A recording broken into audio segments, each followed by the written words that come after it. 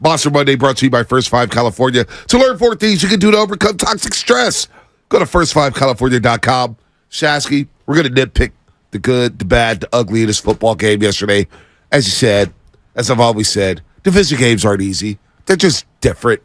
And I think maybe we underrated the Rams a little bit. That may be a good football team. There may be a good football team in there. They got some players. They play physical. Nobody's talking about them. But you know what? It's a victory Monday, Shasky. That's all I care about. It's a victory Monday. Look, there's so much to get into. Obviously, McVay, Stafford still slinging it.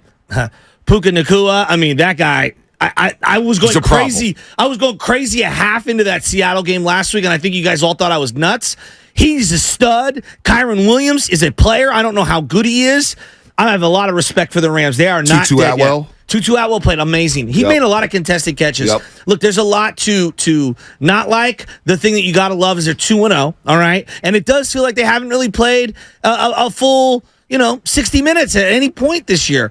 They've got studs on offense. Christian McCaffrey had a huge run. I thought they did a good job bottling him up outside of that run and that touchdown run. The Rams did in that fashion. But Deebo Samuel, to me, was kind of the player of the game offensively for the 49ers. I thought Brock Purdy made a couple of great throws downfield. We'll get into both of them. The Jennings throw and the Brandon Ayuk throw on 3rd and 7 in the first drive. Just an absolute dart. And Ayuk will monitor the shoulder. Deebo, to me, set the tone physically, B. The short stuff, he was running dudes over. He looked decisive. And that touchdown run, Ronnie Bell sealed multiple big blocks. Ronnie Bell gets love. He had big-time blocks in this game. Ronnie Bell, but I want to talk about the defense because that's where the problems were. The Rams scored on all 3 of their drives in the first half, and I was kind of losing my mind a little bit. Like, why are we running so soft? Some soft zone, some soft man. They weren't getting any pressure. And Steve Wilks gets credit because Steve Wilks in that second half said, you know what, I'm going to dial up some blitzes. I'm going to have 54 come hunt. And 54 went to go hunt Matt Stafford. I thought Bosa's pressure got better and better as the game went along. I'm watching him in real time right in front of me. Bosa got better and better in real time, pushing the pocket, setting the edge, and getting some pressure on Matthew Stafford. Then he made a nice little subtle adjustment. That was a physical football game. I'm not sure if Aubrey Thomas can handle the physicality of a game like that. So what happens? He goes to Isaiah Oliver. And I learned something. I've learned something over the last 4 years. Since the show was grown, since I've been working with you, I've learned not to overreact for preseason football. I think I learned that from Trey Lance when I overreacted about everything he did in the preseason. And I'm not here to talk about Trey, but a lot of us overreacted about Jake Moody and Isaiah Oliver. Isaiah Oliver yesterday, he was built for a football game like that. Physical, setting the edge, getting his nose into everything. I thought Isaiah Oliver was a sneak. If I had a game ball to give out, look, they're going to go to Fred Warner. They're going to go to Deebo Samuel. They're going to go to C-Mac.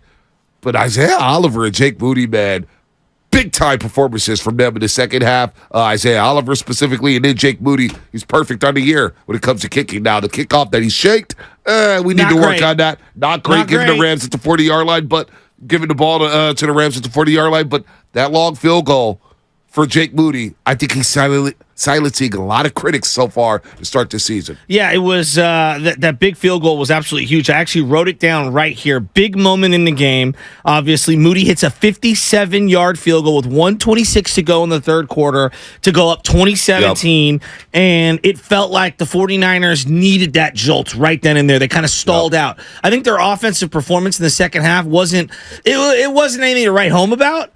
But you look up and they scored 30 points. Right?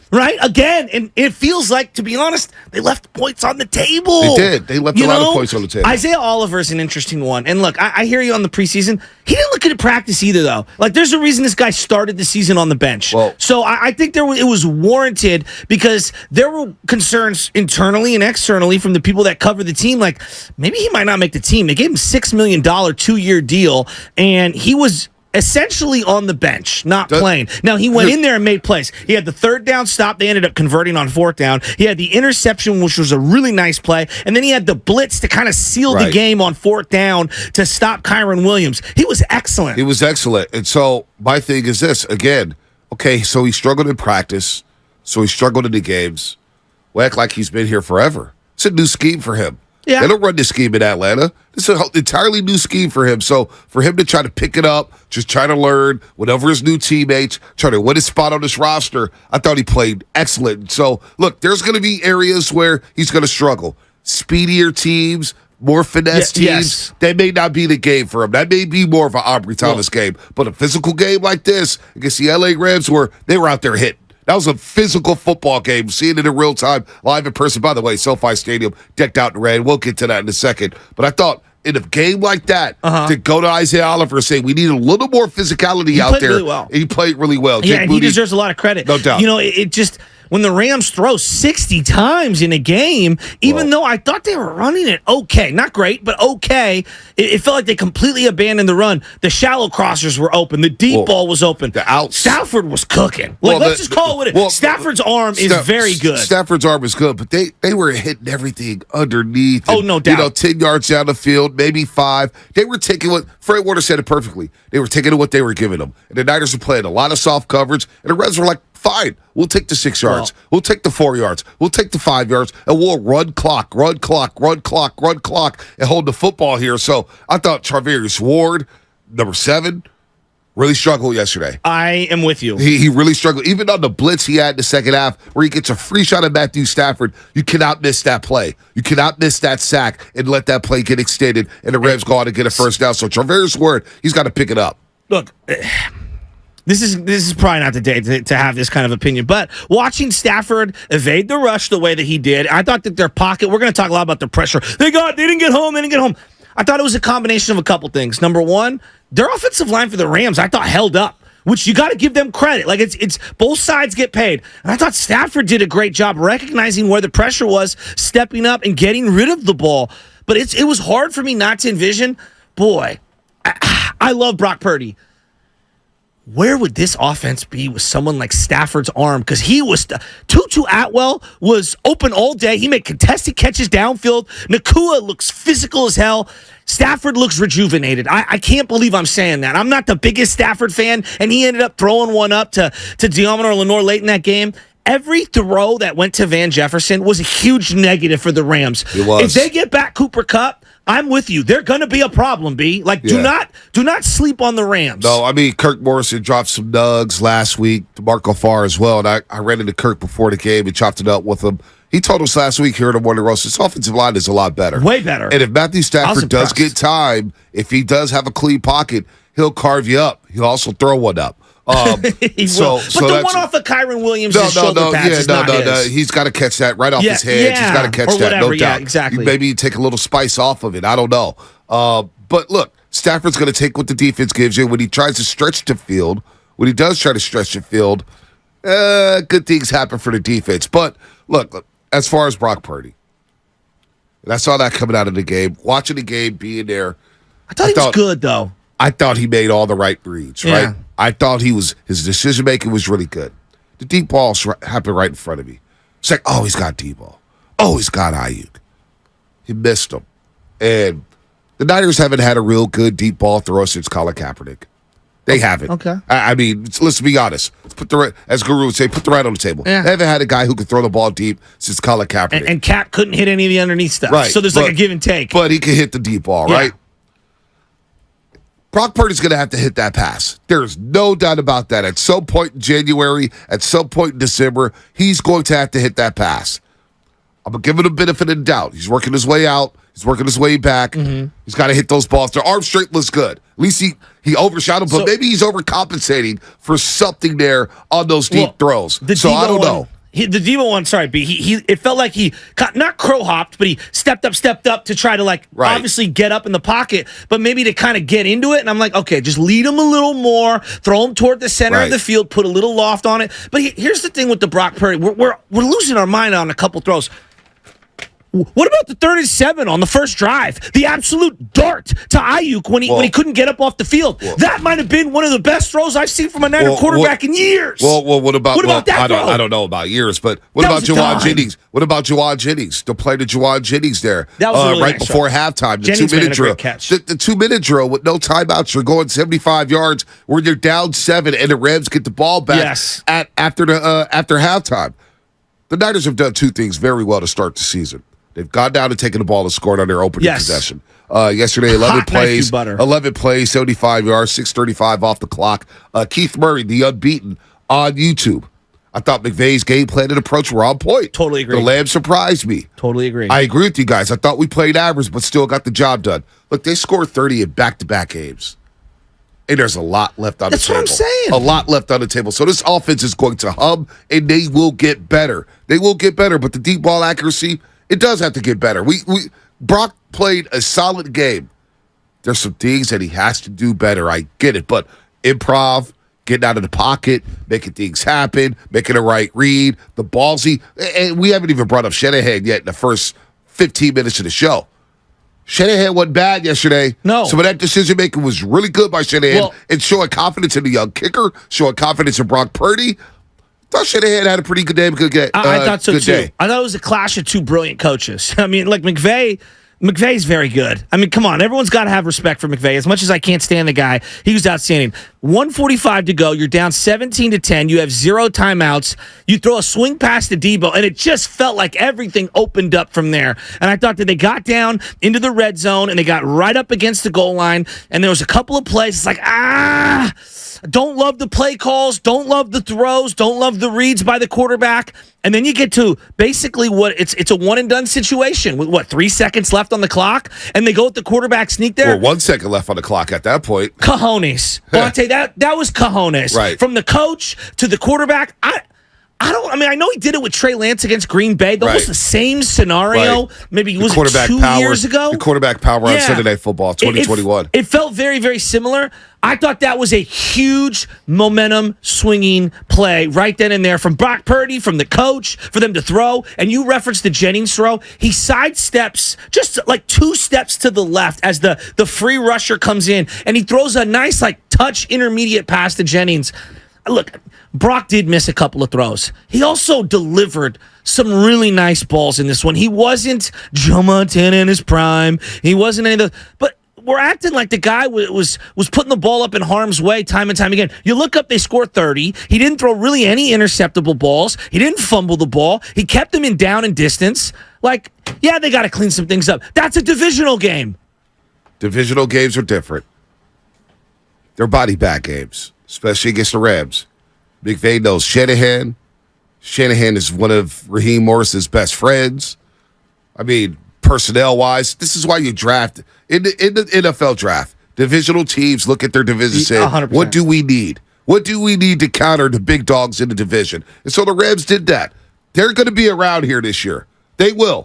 Puka Nacua is a player. He is physical. He's tough. I mean, he played with an oblique injury. He had 15 catches yesterday. And he's quicker than you think. He's way tougher than you want to believe. Again, B, can you think about if Cooper Kupp comes back? They've got 3 legit receivers. No doubt. That's going to cause personnel problems. And I'm looking at the Niners and I'm saying, okay, how many teams can go 3 wide the way that the Rams did and exploit them? It's not a lot, but there are some teams that are going to present problems. He dropped back 60 times. I know. Well, he had 2 in the second half. The run game was okay, but a lot of those pass plays, I call them extended running plays. Agreed. Because they're short. Agreed. Get the ball out quick. 1-2, boom. Get it out quick. 1-2, boom. Get it out quick. Take advantage of the Niners' cushion on defense. So Steve Wilkes, in the first half, he was getting schooled, in my opinion. I was like, you got to dial up some pressure. 100%. You got to do something. Change up your coverages. Mix it up.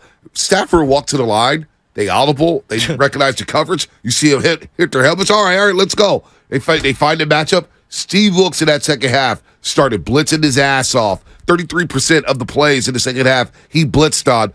Timely blitzes from Fred Warner, who, by the way, is on a DPOY campaign. I'm telling you, Fred Warner's playing like a defensive player of the year. And I thought Bosa, even though it doesn't show in the stat sheet, I'm telling you guys, being there in real time, 97 got better and better as the game went along. Hargrave quietly was causing havoc in the middle. Hargrave almost sacked Stafford on a handoff. I know. I thought Hargrave was really good in this game. So I thought in the second half, Steve Wilkes had a very good game. And I thought Drake Jackson was active. He wasn't, getting super pressures, but really active, especially in the screen game. You referenced Fred Warner. The sack was awesome. How about the breakup on 3rd and 22 over the middle, which was a crucial part in the game? He had a couple of really nice plays in this one. And then super late in the game, did you see him grab the knee? I don't know if you caught that. He banged, somebody's helmet banged into his knee. I don't know if it was a Niner or rim. And I said, oh, I did see boy. that. No, I think he's okay. I hope he's okay. Well, he was awesome. Here's my one criticism offensively that I haven't heard anybody really touch. They got to get George Kittle involved. And they got to get another running back involved here. Like, I love McCaffrey, and yes, I want him to touch the ball down the stretch. But they're going to have to get one of these other running backs going a little. You barely saw Cam Akers yesterday, but like I'm looking at it from a Niner perspective. Eli or Jordan Mason. You didn't see Cam Akers. What? You didn't see Cam Akers. Did he even play? He didn't get a touch. I think he was inactive. He was inactive. I didn't even see him on the field. He wouldn't play at all. He was inactive. But the Niners got to get another guy going. Yeah, I know they use Debo on a lot of like the jet sweep and the short stuff, but I'd like to see somebody, spell McCaffrey a little. We've talked about Elijah Mitchell in physical football games. That's true. That's not his forte. But not a touch? Well, it's tough to take McCaffrey off the field. Yeah.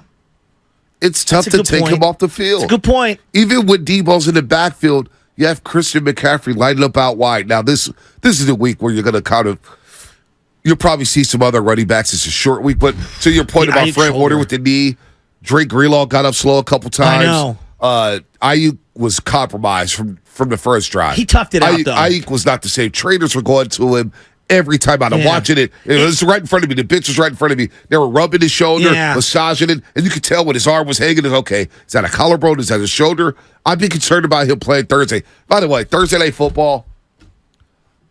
Why does the NFL do this? I don't know. Play on Friday night. Look at from an NFL TV standpoint, Saquon Barkley. Now he might be up in the air even if they play Sunday. Saquon's not going to play, and neither is Ayuk. I would rest Ayuk for the next 2 weeks. I'm telling you, Ronnie Bell had 3 sick blocks in this game. Ronnie Bell deserves some opportunities. He also had a couple blocks where his helmet got ripped off. And it was like, Ronnie may be a little too small to be in there. Look, you got to give the guy baptism by fire, right? You're going to have to get him up and running.